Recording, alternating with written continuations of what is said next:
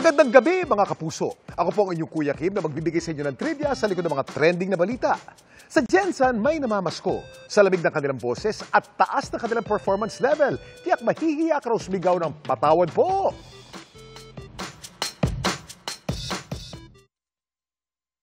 Tiyak silent night no more kung sila mga ngaruling sa inyo. Ang kanila kasing pagkanta, give na give. Kahit ang kanilang lyrics, tila mali-mali. Ang mga viral biriteras nahanap namin dito sa General Santos City, sina Baby Shark at si Jimmy, ang Caroling Divas. Unexpected. Happy talaga na viral kami. Noon pa man daw, hilig na ng dalawang pagkanta. Hanggang sa naisipan na nga nilang mangaroling sa kanilang barangay. Kasadyain ng takna!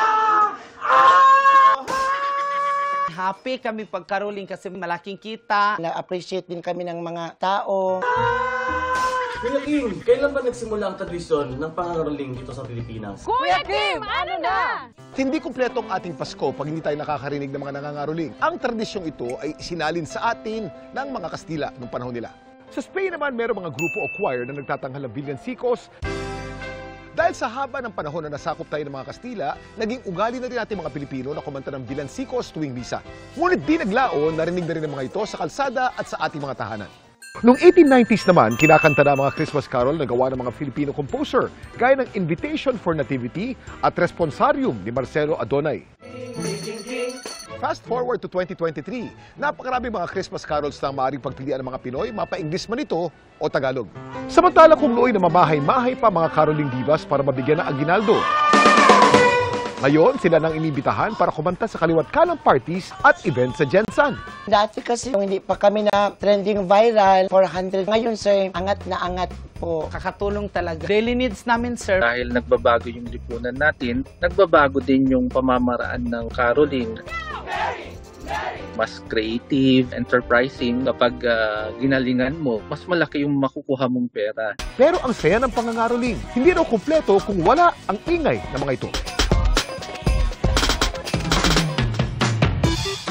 Ang kalansing ng mga pinukpok na tansa na ginawang tambourine mas nagbibigay buhay sa pagkanta ng mga batang nangangaroling.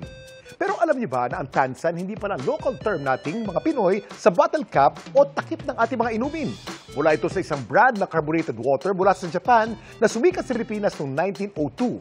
At Clifford Wilkinson Tansan Mineral Water Company Limited na gumamit ng naturang bottle cap sa tinitinda nilang inumin. Samantala para malaman ang trivia sa likod ng viral na balita, i-tweet o i-comment lang, #Kuya Kim, ano na. Laging tandaan, kimportante ang may alam. Ako po si Kuya Kim, masagot ko kayo 24 oras.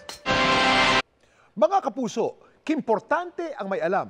Mag-subscribe sa GMA Integrated News sa YouTube. Para sa mga kapuso abroad, bisitahin ang GMA Pinoy TV at www.gmanews.tv.